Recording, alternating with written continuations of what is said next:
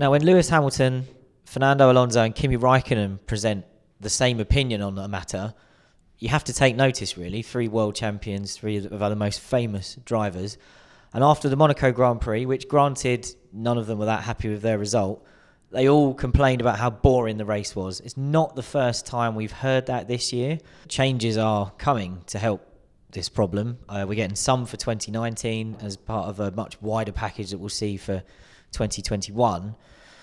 That 2019 package really came about as a result of the reaction to a boring Australian Grand Prix at the start of the year.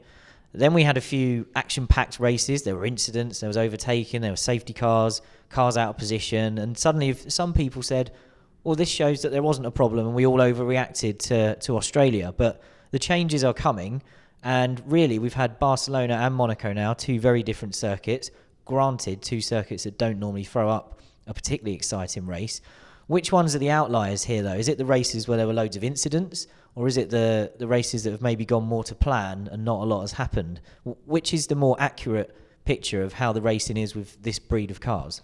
Well, I think it's the more flat ones, isn't it? Because if you throw a grenade into something, it is going to make it a bit more eventful and create unexpected situations and get cars moving around and put in places they shouldn't be and having to make up places and with big speed offsets. So, yeah, I think that's real. And that's what the 2019 regulations are trying to mitigate by making the front wings less outwash, whereby you try and put the air around the outside of the tyres to mitigate drag, and more inwash, because it just so happens that those rules, which go all the way back to 2009, the way that the air comes off the rear wing creates there's a sort of mushroom effect they refer to it as, interacts in a particularly irritating way with the front wing end plate section. So they created this interaction, which is why the following is such a problem. So that's what you want. If you can follow closely and you need a smaller speed offset between cars to make a pass possible, that's where you get more wheel-to-wheel racing and contested braking zones. And then you can even get overtakes that are not requiring the DRS.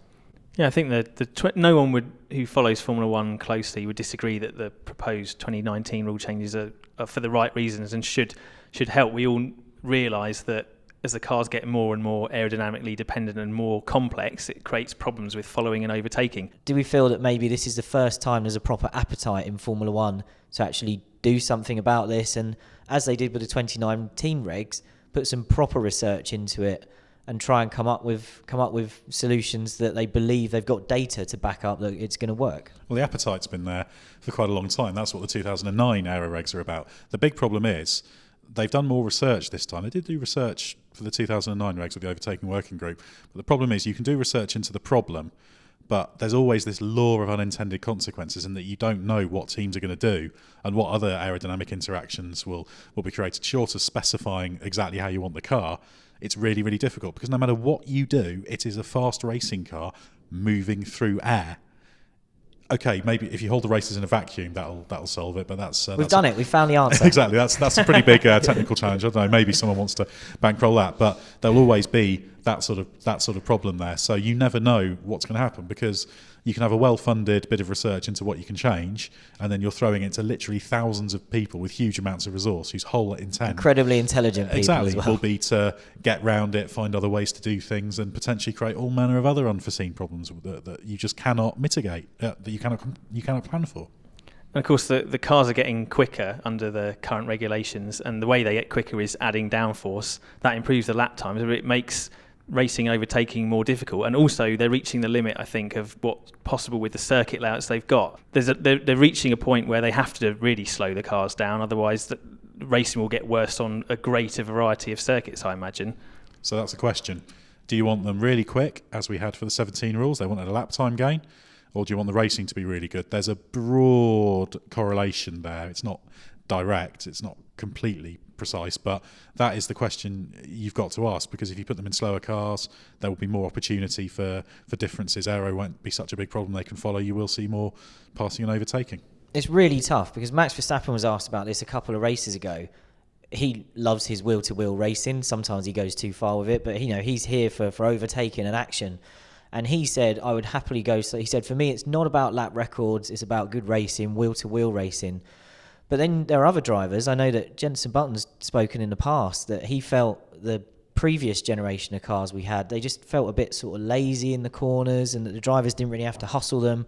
And when he got one taste of the 2017 car at the Monaco Grand Prix, he really liked that direction. So even the drivers have differing opinions on what they want. So what hope have the rule makers got? Well, this is the big challenge, isn't it? You have to set your different dials how you want them to be to get the final output, if you like. If you want to put the driving challenge up, that might make overtaking hard. If you want more overtaking of a certain type, that might change the overall pace, the spectacle. It's not a one-dimensional challenge. People always propose solutions as well.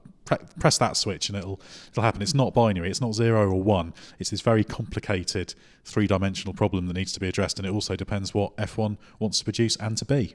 Let's boil that complicated 3D problem down to black or white. If you had to have driving challenge or more overtaking and slower cars, which one would you both pick? Ben, you go first. It's tricky, isn't it? Because as a driver, you'd want the driving I challenge should have to said be the one best. word answer. But yeah, you should have done, yeah. As fans, people watching races, you want to see What do you overtaking. I would go for racing over driving challenge. Ed? I'm going to speak fast rather than give a one-word answer. They've still got to be the quickest cars, but I would be prepared to sacrifice a few seconds a lap in order to get better racing, more exciting racing, and more potential for drivers to influence what happens in the race by actually saying, right, do you know what, I'm quicker than you, I'm going to outbrake you. And I'm going to go for overtaking as well. So, tell us we're wrong. 3-0 for overtaking. Yeah. Victory. Oh, 4-0 because he got Max Verstappen as well. We know what he wants. Absolutely, yeah. He's We're on our building team. He's an on our army. team. Yeah. How you achieve all that, that's the difficult question. Yeah.